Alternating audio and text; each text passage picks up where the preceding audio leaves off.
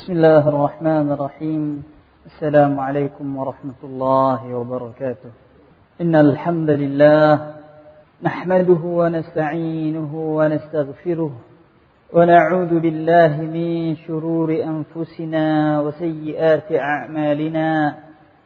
من يهده الله فلا مضل له ومن يضلل فلا هادي له. أشهد أن لا إله إلا الله وحده لا شريك له وأشهد أن محمدا عبده ورسوله لا نبي بعده. اللهم صل على محمد وعلى آله وأصحابه ومن تبعهم بإحسان إلى يوم القيامة. يا أيها الذين آمنوا اتقوا الله حق تقاته ولا تموتن إلا وأنتم مسلمون. يا أيها الناس اتقوا ربكم الذي خلقكم من نفس واحدة وخلق منها زوجها وبث منهما رجالا كثيرا ونساء واتقوا الله الذي تساءلون به والأرحام إن الله كان عليكم رقيبا. يا أيها الذين آمنوا اتقوا الله وقولوا قولا سديدا يصلح لكم أعمالكم ويغفر لكم ذنوبكم ومن يطع الله ورسوله فقد فاز فوزا عظيما. أما بعد فإن أصدق الحديث كتاب الله وخير الهدي هدي محمد صلى الله عليه وسلم وشر الأمور محدثاتها فإن كل محدثة بدعة وكل بدعة ضلالة وكل ضلالة في النار. إخوتي في الله, أعزكم الله. Kita mulai kajian kita Kitab Bulughul Maram min adillatil ahkam.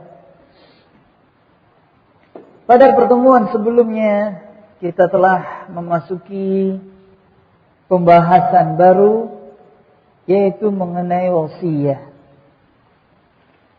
Wasiyah definisinya telah kita terangkan, yaitu suatu amanah yang khusus atau yang bersifat khusus, baik yang berkaitan dengan harta ataupun yang lainnya yang harus ditunaikan oleh ahli waris setelah wafatnya seseorang. Dan kita telah berbicara wasiyah ini atau wasiat dalam bahasa Indonesianya. Wasiat ini memiliki 5 hukum. 5 hukum dalam Islam, semuanya berkaitan dengan wasiat. Kadang wasiat tersebut ada yang hukumnya wajib, ada yang hukumnya sunnat, ada yang hukumnya mubah, ada yang makruh, dan juga ada kalanya haram. Dan kita berbicara mengenai wasiat harta. Baiklah, ma'asyiral muslimin wal muslimat rahimakumullah, kita memasuki hadis yang pertama dalam kajian kita hari ini, tepatnya hadis nomor 831. Hadis yang diriwayatkan oleh Al-Imam Bukhari dan Imam Muslim rahimahumullah. Wa an Sa'ad ابن أبي وقاص رضي الله تعالى عنه قال: قلت يا رسول الله أنا ذو مال ولا يرثني إلا ابنة لي واحدة أفأتصدق بثلثي مالي؟ قال لا. قلت أفأتصدق بشطره؟ قال لا. قال أفأتصدق بثلثه؟ قال الثلث والثلث كثير.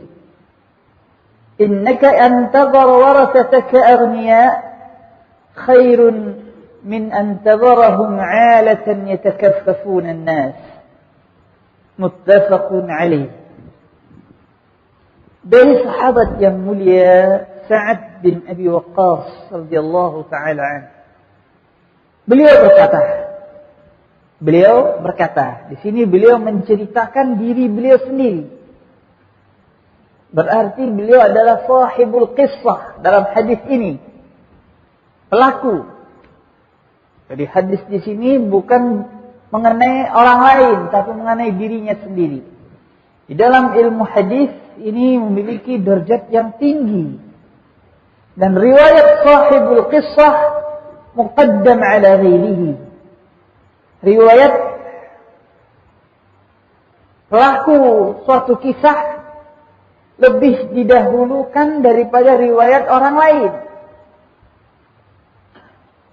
Sebagaimana contohnya dalam suatu hadis Maimunah radhiyallahu taala anha, istri Rasul, berkata bahwasanya Rasulullah sallallahu alaihi wasallam menikahi beliau di saat dalam keadaan halal, yaitu dalam tidak keadaan ihram. Tapi ada riwayat yang lain dari salah seorang sahabat, itu Ibnu Abbas radhiyallahu taala anhuma, mengatakan bahwasanya Rasulullah menikahi Maimunah dalam keadaan ihram. Di sini ada dua riwayat yang bertentangan. Yang satu mengatakan lagi ihram, yang satu tidak. Kedua-dua riwayat sahih. Kedua-dua riwayat sahih. Lalu bagaimana mendudukkannya? Kata para ulama, riwayat sahibul qissah muqaddam. Riwayat pelaku lebih didahulukan karena dia lebih tahu berkaitan dengan dirinya, dan kedua-dua sahabat tersebut fiqh. Begitu juga di dalam keseharian. Di dalam keseharian kita ada terdengar isu begini dan begitu. Si fulan begini. Menceritakan si fulan, menceritakan si A, bahwasanya si A sholat tidak pakai sarung, umpamanya. Sementara si A sendiri mengatakan bahwasanya saya sholat lagi pakai sarung pada saat tersebut. Mana yang didahulukan? Mana yang didahulukan? Dan kedua-duanya jujur. Mana yang didahulukan? Riwayat si pelaku. Riwayat si pelaku. Itu yang lebih diterima. Nah, ini dalam keseharian kita, kalau seandainya nanti kita diuji oleh Allah Subhanahu wa taala dengan suatu fitnah, maka bersikap dengan sikap para ahlul hadis di dalam mereka menerima berita. Bersikap sebagaimana sikapnya ahlul hadis di saat mereka menerima berita. Seperti ini. Sa'ad bin Abi Waqqas, kita kembali ke hadis kita. Sa'ad bin Abi Waqqas radhiyallahu taala anhu, beliau menceritakan diri beliau sendiri. Beliau berkata, "Ya Rasulullah, ana dzu mal." Ya Rasulullah, saya seseorang yang memiliki harta. Maksud memiliki harta di sini yaitu banyak harta. Wa la yarithuni illa ibnatun li wahidah. Dan yang akan mewarisi saya tidak ada kecuali hanya seorang putri. Jadi beliau tidak memiliki ahli waris kecuali hanya cuma satu orang anak wanita. Apa atasaddaqu bi thulutsai mali? Ya Rasulullah, bolehkah saya bersedekah dengan 2/3 harta saya? Bolehkah saya bersedekah dengan 2/3 harta saya? Di sini beliau bertanya, dalam bentuk kisah di sini seolah-olah beliau hendak mewasiatkan jika seandainya beliau meninggal nantinya 2/3 harta disedekahkan. Ini makna hadis kurang lebih. Kata Rasulullah, "La, tidak. Gak boleh. Kemudian sahabat ini kembali bertanya, afa atasaddaqu bi syukri? Bolehkah ya Rasulullah saya sedekahkan nantinya setengah daripada harta saya? Kata Rasulullah kembali, la, tidak boleh. Tidak. Kemudian kata Sa'ad radhiyallahu taala anhu yang ketiga kalinya, afa atasaddaqu bi thuluthi? Apakah boleh saya bersedekah dengan sepertiganya? Kata Rasulullah, sepertiga, dan sepertiga itu banyak. Ya boleh. Boleh sepertiga, walaupun sepertiga itu sendiri sudah cukup banyak. Kemudian kata Rasulullah menerangkan kenapa beliau melarang. Kata beliau, sabda Rasul sallallahu alaihi wasallam, innaka antadhara warasataka aghniya khairun min antadharahum 'alatan yatakaffafuna an-nas. Sungguhnya engkau meninggalkan keluargamu, ahli warismu dalam keadaan kaya lebih baik daripada engkau meninggalkan mereka dalam keadaan miskin, meminta-minta kepada manusia. Daripada engkau meninggalkan mereka dalam keadaan miskin dan meminta-minta kepada manusia. Di dalam hadis ini ikhwan dan akhwat sekalian a'azzakumullah, saya butuh untuk menerangkan kisah hadis ini atau dinamakan sababul wurud, sebab terjadinya ini hadis. Dengan memahami sababul wurud, kita mendapat keterangan lebih apa makna hadis.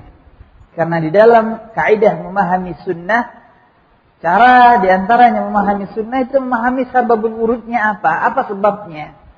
Kalau dalam Al-Quran ada sababun nuzul, sebab turunnya ayat, di dalam hadis ada sababul wurud.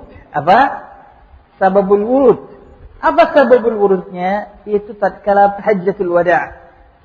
Di saat hajjatul wada', beliau dan para sahabat kaum muhajirin dan kaum ansar pergi ke kota Mekah.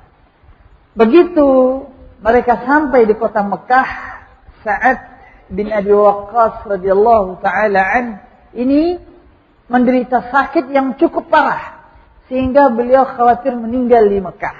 Allahu Akbar. Padahal beliau aslinya orang Mekah, hijrah ke Madinah. Tatkala pergi haji ke Mekah sakit di sana. Dan para sahabat Rasulullah sallallahu alaihi wasallam yang telah hijrah meninggalkan kota Mekah, mereka tidak suka wafat di kota Mekah. Mereka tidak suka wafat di tanah kampung halaman mereka. Mereka ingin wafat di kota Madinah. Mereka ingin meninggal dunia di kota hijrah mereka. Lihat begitu mulianya hijrah.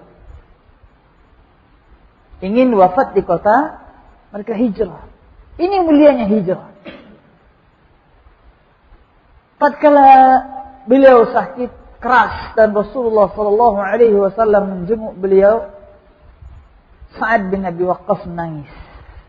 Kata Rasulullah, kenapa? Kenapa engkau menangis? Kata beliau, ya Rasulullah, sungguhnya saya tidak suka meninggal di negeri yang pernah saya tinggal hijrah. Saya tinggalkan dan saya hijrah. Gak suka.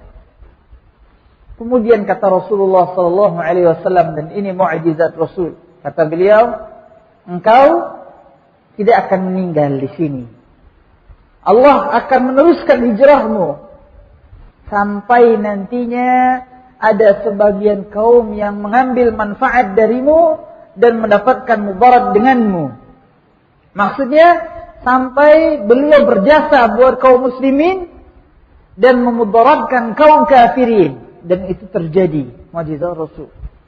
Terjadi di akhir hayat Sa'ad bin Abi Waqqas. Beliau adalah panglima perang yang menaklukkan kota-kota kufar. Dalam peperangan Qadisiyah, beliau panglima perangnya. Menaklukkan Persia, menaklukkan negara-negara kafir. Apa yang dikatakan oleh Rasul terjadi. Sampai sebagian kaum mendapatkan manfaat dari dirimu dan sebagian lagi mendapatkan mudarat dari dirimu. Yang mendapatkan manfaat yaitu kaum mukminin, yang mendapatkan mudarat yaitu kaum kafirin. Allahu Akbar. Dan Sa'ad bin Abi Waqqas ini, di saat beliau sakit di kota Mekah, beliau tidak memiliki anak kecuali cuma satu orang putri saja. Kecuali cuma satu orang putri saja. Akhirnya Allah karunia beliau anak yang lain, sehingga sebagian ahli sejarah mengatakan bahwasanya beliau wafat meninggalkan 6 orang anak. Dan sebagian ulama, para ahli sejarah, dan juga termasuk pendapat yang dipilih oleh Syekh Muhammad bin Shalih Al-Utsaimin, beliau meninggal dunia meninggalkan 17 orang anak laki-laki dan 12 orang anak wanita. Berapa semuanya? 29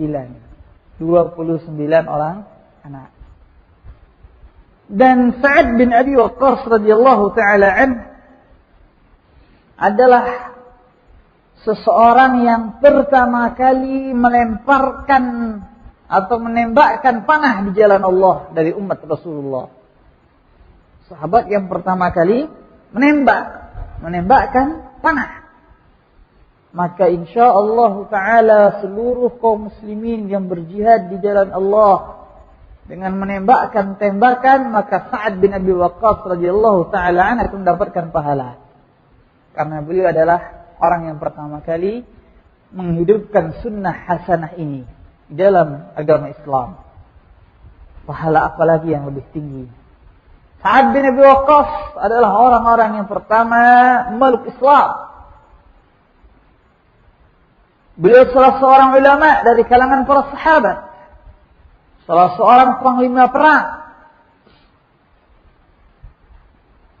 Sampai dalam salah satu riwayat, tatkala Sa'ad bin Abi Waqqas meriwayatkan hadis Rasul mengenai mengusap sepatu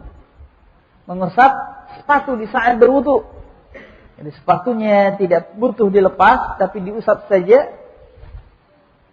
Abdullah bin Umar yang mendengarkan hadis tersebut bertanya kepada bapaknya Umar bin Khattab radhiyallahu taala anhum mengenai hadis yang diriwayatkan oleh Sa'ad bin Abi Waqqas ini. Kata Umar bin Khattab, "Idza haddatsaka Sa'd an Rasulillah sallallahu alaihi wasallam syai'an fala tas'al 'anhu ghairahu." Apabila Sa'ad menyampaikan hadis Rasul kepadamu, maka jangan tanya yang lain lagi. Sudah cukup. Menerangkan ilmunya, kedudukannya, alimnya Sa'ad bin Abi Waqqas radhiyallahu taala. Beliau wafat radhiyallahu taala di lembah Aqiq, pinggiran kota Madinah. Di lembah Aqiq. Jarak antara rumah beliau dengan Masjid Nabawi dengan kuburan Baqi' kurang lebih 10 mil. 10 mil jenazah beliau diangkat, diusung oleh manusia pada saat beliau meninggal dunia. Istri-istri Rasul yang masih hidup di saat wafatnya Sa'ad bin Abi Waqqas minta supaya Sa'ad bin Abi Waqqas dibawa ke dalam masjid supaya mereka, yaitu istri-istri Rasul, bisa menyolatinya. Akhirnya dibawa ke Masjid Nabawi dan istri-istri Rasul pun menyolatkan sahabat yang mulia ini, Sa'ad bin Abi Waqqas radhiyallahu taala. Disolati di dalam masjid.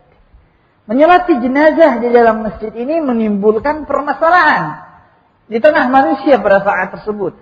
Karena kebiasaan Rasul menyolatkan jenazah di lapangan, di tempat yang terbuka. Pahami, ambil suatu ilmu. Hukum asal menyolati jenazah bukan di masjid, tapi di luar masjid. Akan tetapi dibolehkan menyolatinya di dalam masjid. Dibolehkan menyolatinya di dalam masjid. Karena kebiasaan yang berlaku pada saat tersebut, yaitu menyolatkan masjid di luar masjid, lalu datang jenazah Sa'ad bin Abi Waqqas disolatkan di dalam masjid, manusia heboh. Manusia berbicara di belakang. Dan pembicaraan mereka tersebut sampai ke telinga Aisyah radhiyallahu taala anha, istri Rasul, faqihah, Siddiqah binti Siddiq. Berkata Aisyah, alangkah cepatnya manusia menyalahkan sesuatu yang mereka tidak ketahui ilmunya. Sungguh Rasulullah sallallahu alaihi wasallam telah menyalati Suhail ibn Bayda di dalam masjid Rasulullah sallallahu alaihi wasallam. Hadis ini pernah kita kaji dalam kajian kita Bulughul Maram. Tatkala kita membahas permasalahan salat beberapa tahun yang silam. Wallahu taala a'lam. Baiklah ma'asyiral muslimin wa muslimat rahimakumullah, di dalam hadis ini kita mengambil beberapa faedah, beberapa pelajaran intisari yang kita ambil di dalam hadis ini. Faedah yang pertama yaitu mulianya akhlak Rasulullah sallallahu alaihi wasallam terhadap umat beliau, terhadap rakyat beliau. Beliau menjenguk para sahabat, memperhatikan mereka, dan ini adalah kewajiban setiap pemimpin. Rasulullah sallallahu alaihi wasallam beliau berusaha mengetahui siapa dari sahabatku yang tidak nongol beberapa hari. Diperhatikan oleh Rasul. Diperhatikan, ditanya, mana si fulan? Jika seandainya disampaikan kepada beliau bahwasanya salah seorang sahabatnya wafat, beliau salati. Apabila sakit, beliau jenguk. Ini akhlak Rasul. Akhlak Rasul sallallahu wasallam alaihi. Kadang sebagaimana dalam hadis yang diriwayatkan oleh Imam Nasa'i rahimahullah, salah seorang sahabat yang selalu datang ke masjid, hadir di majlis-majlis Rasul. Kemudian suatu hari tidak nongol, kata Rasulullah, di mana si fulan? Rasulullah dikabarkan bahwasanya dia ditimpa musibah, anaknya meninggal dunia. Dan banyak lagi hadis-hadis yang lainnya yang menerangkan perhatian Rasulullah sallallahu alaihi wasallam. Berbeda dengan zaman kita. Seorang pemimpin tidak akan menjenguk kecuali orang yang kaya. Jarang sekali orang yang miskin, tetangga-tetangga, rakyat-rakyat yang menderita, apabila meninggal diselenggarakan, apabila sakit dijenguk. Tidak. Rasulullah tidak demikian. Ini akhlak Rasulullah. Dan begitu juga akhlak para salafus salih rahimahumullah. Para salaf demikian, para ulama. Bahkan Al-Imam Ahmad rahimahullah. Imam Ahmad berkata putranya Abdullah bin Ahmad. Kata putra beliau, sungguh bapak saya tidak ditemui kecuali pada 3 tempat. Kalau tidak berada dalam masjid, atau dia bisa ditemui di tempat orang sakit, dia menjenguknya, atau di saat seseorang meninggal dunia, dia lagi menyelenggarakannya. Carilah dia di 3 tempat tersebut. Allahu Akbar.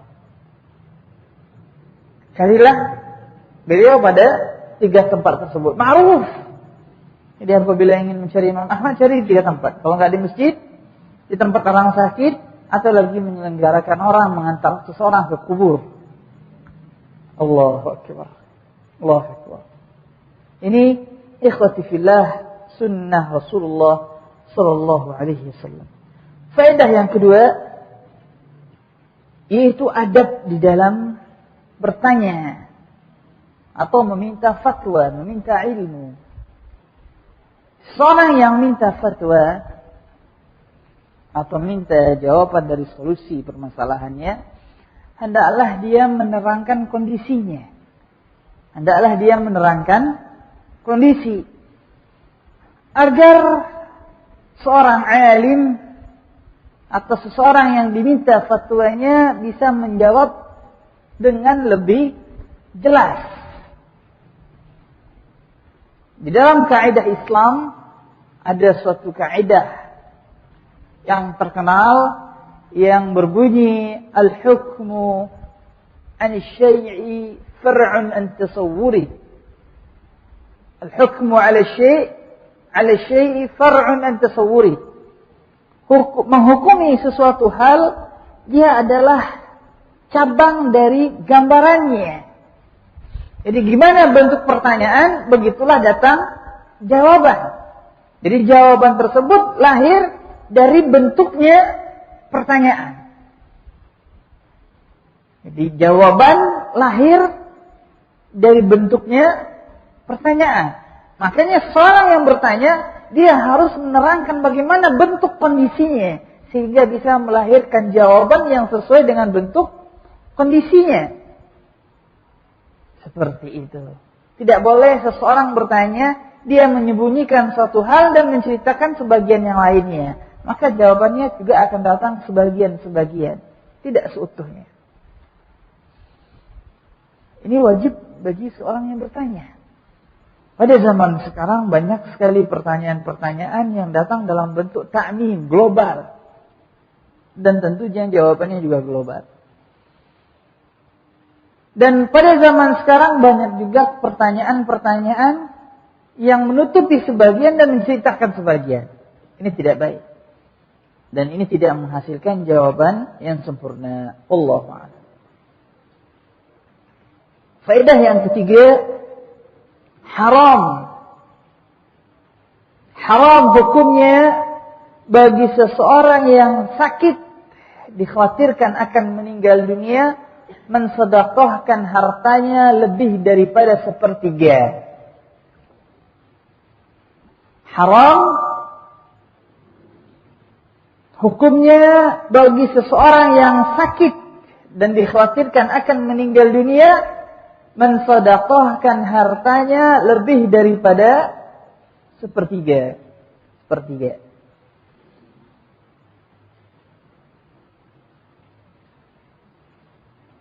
Dia sudah sakit, kelihatan mau meninggal dunia, kemudian dia pesan sama anaknya, nak, tolong setengah harta saya sedekahkan. Ini enggak boleh. Kenapa tidak boleh?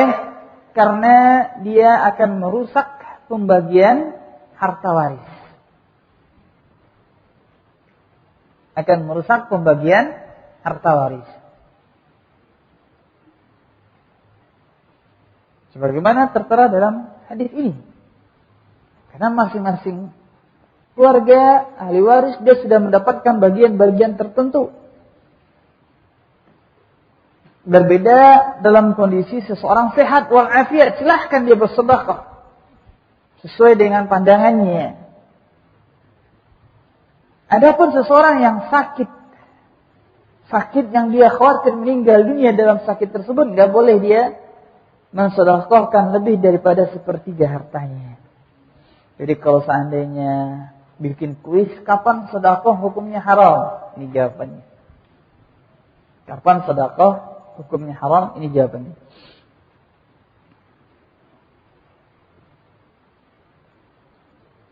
Faedah yang keempat, dan ini faedah mengenai manhaj dakwah. Seseorang yang menerangkan, seorang yang berdakwah menerangkan suatu hukum, dia dituntut juga untuk menerangkan sebabnya. Sebab hukum tersebut kenapa? Dia dituntut untuk mampu menerangkan. Jangan cuma bisa memvonis, menyalah-nyalahkan tanpa bisa menerangkan. Dan berapa banyak saudara-saudara kita jatuh di dalam kesalahan ini. Dan kita semua.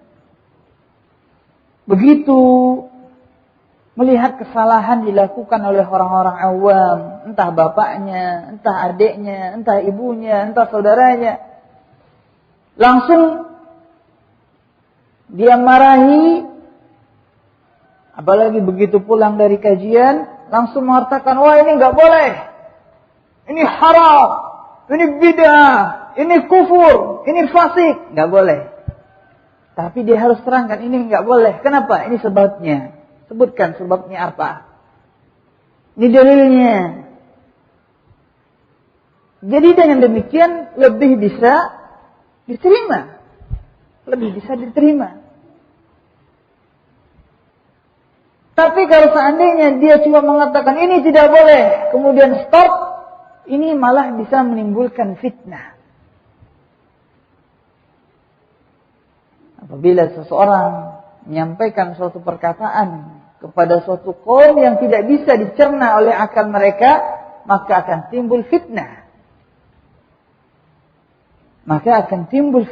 Seperti demikianlah layaknya kita dalam berdakwah. Bukan cuma bisa mengatakan A, hukumnya B, kemudian diam, tapi kita katakan hukumnya A, ini alasannya, ini sebabnya. Dan ini banyak contohnya dalam keseharian kita. Dan saya rasa tidak butuh saya menerangkan contohnya lebih terperinci. Dan kita bisa melihat dalam keseharian kita. Ingat, setiap kita menerangkan suatu hukum, terangkan apa sebabnya. Agar kita bisa menerangkan dan apa yang kita terangkan diterima oleh manusia. Dan tidak menimbulkan fitnah. Wallahu ta'ala a'lam. Ma'asyiral muslimin dan muslimat rahimakumullah. Dengan demikian maka berakhirlah kajian kita dari Bulughul Maram. Karena saya berusaha nantinya di akhir kajian mengupas sedikit permasalahan siam insyaallah ta'ala.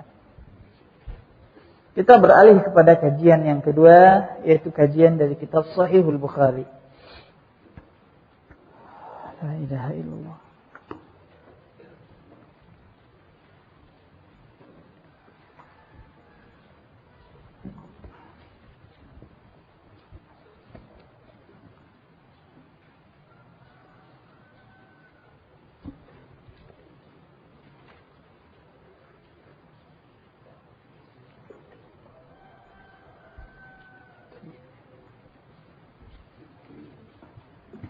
Di dalam kajian Sahih Bukhari masih membahas permasalahan azan.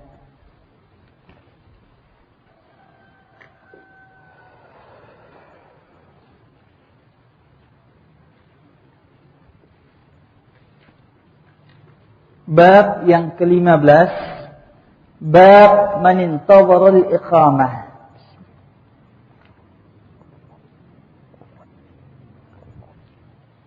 Bab seseorang yang menanti iqamah. Menunggu iqamah.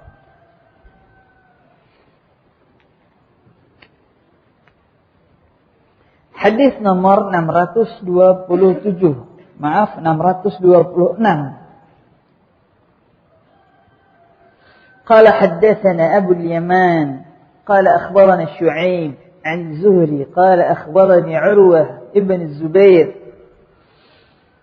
أن عائشة رضي الله تعالى عنها قالت كان رسول الله صلى الله عليه وسلم إذا سكت المؤذن بالأولى من صلاة الفجر قام فركع ركعتين خفيفتين قبل صلاة الفجر بعد أن يستبين الفجر ثم اضطجع على شقه الأيمن حتى يأتيه المؤذن للإقامة.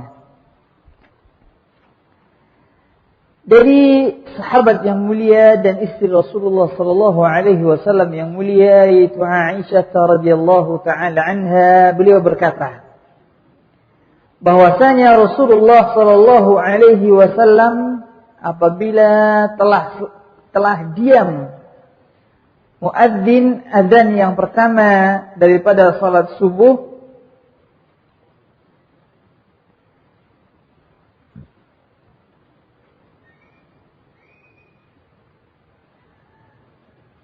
beliau melaksanakan salat dua rakaat yang ringan sebelum salat subuh setelah jelasnya waktu subuh, setelah jelasnya fajar. Kemudian beliau berbaring di atas lambung kanan sampai datang muadzin untuk mendirikan iqamah. Hadis ini ma'asyiral muslimin telah kita terangkan pada pertemuan sebelumnya karena ada hadis yang semakna dengan hadis ini bahwasanya salat sunat sebelum subuh 2 rakaat dia merupakan salah satu sunnah Rasulullah sallallahu alaihi wasallam. Dia merupakan salah satu sunnah Rasulullah sallallahu alaihi wasallam, dan Rasulullah sallallahu alaihi wasallam mensifatinya dia lebih mulia daripada dunia dan isinya. Allahu akbar. Salat sunat 2 rakaat sebelum subuh ini lebih mulia daripada dunia dan isinya. Tidak ada salat sunat rawatib yang Rasulullah terangkan keutamaannya melebihi ini. Melebihi salat sunat rawatib sebelum subuh. Tidak ada keterangan yang lebih tinggi, lebih baik daripada dunia dan isinya. Makanya dalam suatu hadis, salat sunat rawatib yang tidak pernah ditinggalkan oleh Rasul sallallahu alaihi wasallam, baik di saat beliau muqim maupun di saat beliau musafir, di antaranya adalah salat sunat rawatib sebelum subuh. Berbeda dengan salat sunat rawatib lainnya. Faham salat sunat rawatib ikhwata? Yaitu salat sunat yang mengiringi salat fardu, itu namanya salat sunat rawatib. Berbeda dengan salat sunat rawatib lainnya. Apabila musafir, Rasulullah tinggalkan. Rasulullah kalau musafir enggak ada salat sunat sebelum zuhur, enggak ada salat sunat setelah zuhur, enggak ada salat sunat setelah maghrib, enggak ada salat sunat setelah isya atau sebelum isya. Beliau tinggalkan. Adapun salat sunat sebelum subuh beliau tetap melaksanakannya walaupun beliau musafir. Walaupun beliau musafir. Dan Rasulullah sallallahu alaihi wasallam melaksanakan 2 rakaat sunat ini dengan ringan, yaitu tidak membaca ayat-ayat yang panjang, tapi beliau ringan. Kita telah terangkan suratnya kemarin. Surat apa? Al-Kafirun dengan Al-Ikhlas. Rakaat pertama membaca Al-Kafirun, rakaat yang kedua membaca Al-Ikhlas. Kemudian Rasulullah selesai salat sunat tersebut, beliau berbaring sejenak di atas lambung sebelah kanan dengan tujuan supaya bangun untuk salat subuhnya dalam keadaan semangat. Dalam keadaan semangat. Para ulama rahimahumullah berbeda pendapat apa hukum berbaring ini. Ada yang mengatakan sunnah, ada yang mengatakan mubah, dan ada yang mengatakan wajib. Imam Ibnu Hazm rahimahullah wajib, bahkan mengatakan bahwasanya dia adalah syarat sahnya salat subuh, harus berbaring dengan lambung sebelah kanan. Akan tetapi pendapat yang terakhir ini marjuh, tidaklah pendapat yang kuat. Yang rajih wallahu taala alam, bahwasanya berbaring di sini hukumnya sunnah bagi yang membutuhkannya. Siapa yang membutuhkan? Itu seseorang yang bangun salat malam. Dia butuh untuk istirahat sejenak supaya nanti bangun pada salat subuhnya dalam keadaan kembali dalam keadaan semangat. Apalagi Rasulullah sallallahu alaihi wasallam beliau salat subuhnya dalam surat-surat yang panjang. Membaca surat-surat yang panjang, tidak sebagaimana di masjid-masjid kita sekarang. Allahu musta'an. Bab yang ke-16. Bab selanjutnya, bab baina kulli adzanaini salatun liman syaa. Bab setiap di antara 2 azan ada salat bagi yang berkehendak.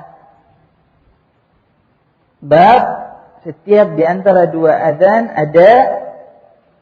terdapat salat bagi yang berkehendak. Hadis nomor 627. 627.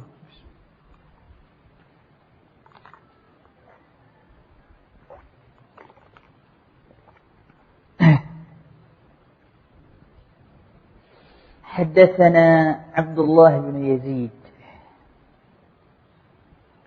قال حدثنا كهمس ابن الحسن عن عبد الله بن بريدة عن عبد الله بن مغفل رضي الله تعالى عنه قال النبي صلى الله عليه وسلم بين كل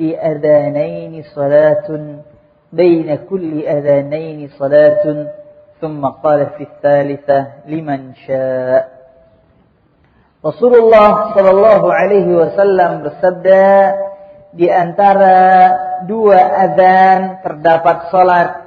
Di antara dua azan terdapat salat. Pada yang ketiga kalinya Rasulullah menambahkan liman sya, bagi yang berkehendak, bagi yang mau, bagi yang ingin. Nah, di sini Rasulullah mengatakan di antara dua azan. Makna di antara setiap dua azan di sini yaitu antara azan dengan iqamat. Azan dan iqamat dalam bahasa Arab dinamakan adzanain, dua azan. Matahari dan bulan dalam bahasa Arab dinamakan qamarain, dua bulan. Padahal ada mataharinya. Itu bahasa Arab. Dan yang dimaksud oleh Rasulullah sini yaitu antara azan dan iqamat ada salat sunnat. Jadi ada waktu untuk melaksanakan salat sunnat. Ada salat sunnat. Setiap selesai azan mau iqamat ada salat sunnatnya. Maka salah dan keliru apabila ada yang berpendapat setelah azan enggak ada salat sunnat. Enggak ada. Bahkan setelah azan salat maghrib sekalipun. Makanya sebagian kaum muslimin keliru di sini. Selesai azan salat maghrib langsung iqamat. Bahkan lebih musibah lagi, doa setelah azannya pun nggak sempat kebaca. Tidak. Nah, di sini ma'asyiral muslimin kita terangkan lebih terperinci lagi. Setelah azan salat subuh,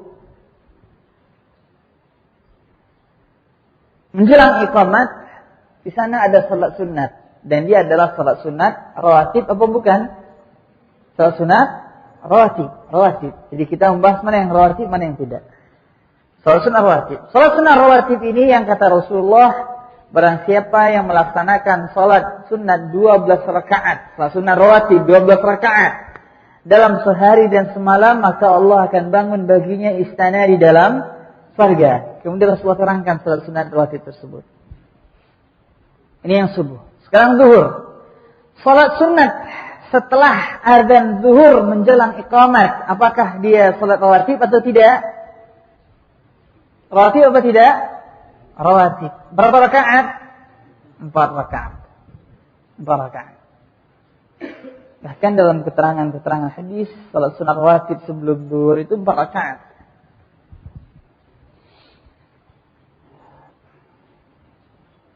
Pada ikhwan saya anjurkan untuk membaca buku tuntunan salat sunnat Rasulullah. Baik yang ditulis oleh Syekh Bazmul atau yang ditulis oleh Syekh Al-Qahtani, Sa'id bin Wahab Al-Qahtani yang mengarang kitab Hisnul Muslim.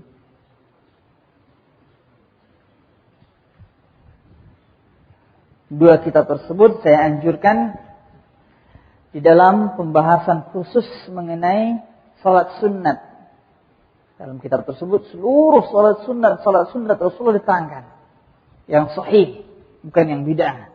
Karena kalau salat sunnat yang bid'ah itu enggak ada buku khususnya. Karena dia bid'ah, bertambah terus.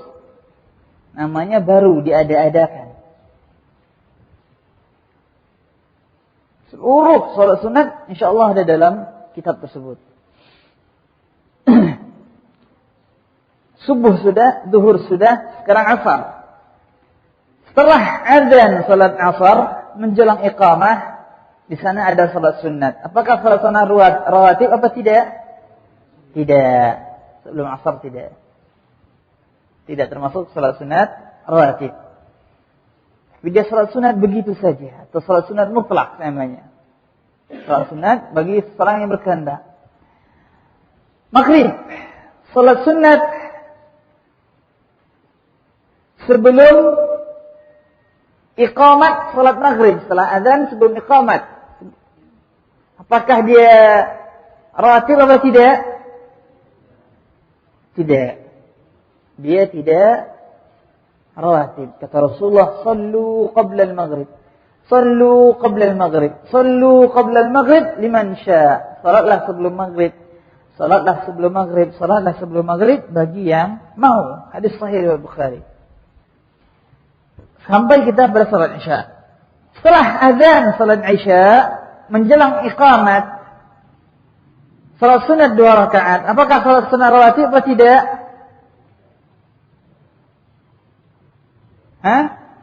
Jawabnya juga tidak.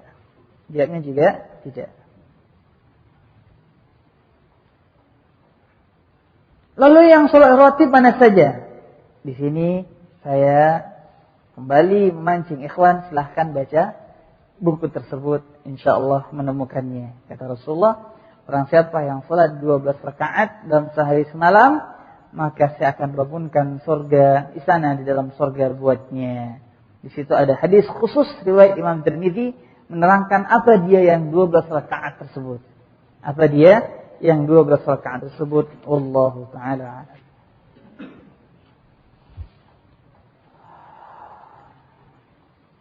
Bab yang ke-17. Bab yang terakhir dalam kajian Sahih Bukhari. Kemudian insyaallah selanjutnya kita berusaha memasuki pembahasan siam insyaallah. Bab yang ke-17, bab man qala liyu'adzin fi safar mu'adzdin wahid. Bab seseorang yang berkata hendaklah azan satu orang muadzin di saat perjalanan, di saat safar. Hendaklah azan satu orang muadzin di saat safar, di saat perjalanan.